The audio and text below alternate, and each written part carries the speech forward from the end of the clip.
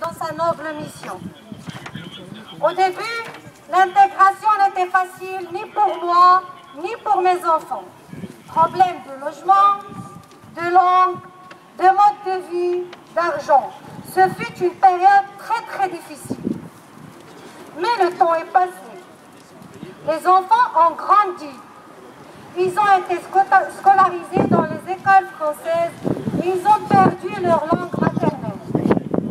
J'ai eu des naissances sur le territoire français. J'ai tissé des liens d'amitié, de voisinage. Je faisais du bénévolat dans le domaine associatif. Petit à petit, nous nous sommes enracinés dans la société française. Nous accûmes une maison moyennant un emprunt sur 21 ans. Théoriquement, le contrat de mon mari était de 2 ans, renouvelable une seule fois. Mais il a été renouvelé automatiquement sans nous demander notre avis.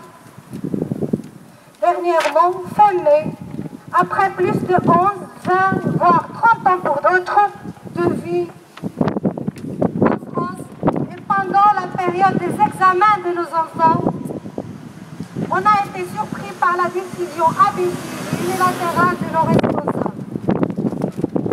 La mission de mon mari est terminée et nous devons rejoindre le Maroc sans aucune garantie, sans tenir compte de la scolarité des enfants, ni de nos engagements financiers et administratifs en France. Alors maintenant, je vis dans la tourmente. L'horizon me paraît obscur. Je vois l'avenir de mes enfants gâché, ma vie de famille menacée. Je vous laisse imaginer l'amertume que je ressens quand ma fille, revenant chaque soir du collège, me demande « Alors maman, vous avez trouvé une solution ?»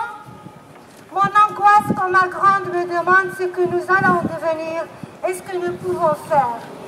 Ma détresse quand mon adolescent me demande 30 € pour un voyage collectif et je lui dis non.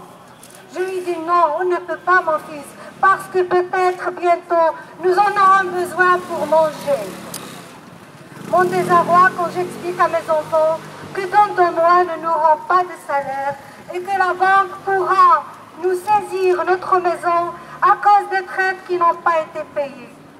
Ma peine quand mon petit me dit qu'à la rentrée, il veut inviter ses meilleurs copains dans sa maison pour fêter son anniversaire. Vous pouvez le voir, il est là. C'est lui mon petit qui me demande qu'à la rentrée. Il ne veut pas que je le dise, mais moi, je veux le dire. Je veux dire, ce que je fais là, je traduis ma vie quotidienne, je traduis ce que je vis seulement. Alors lui, il ne veut pas regarder, il est en train de pleurer, il ne veut pas montrer son visage. SOS, famille en détresse. SOS, famille en détresse. SOS, Famille en détresse.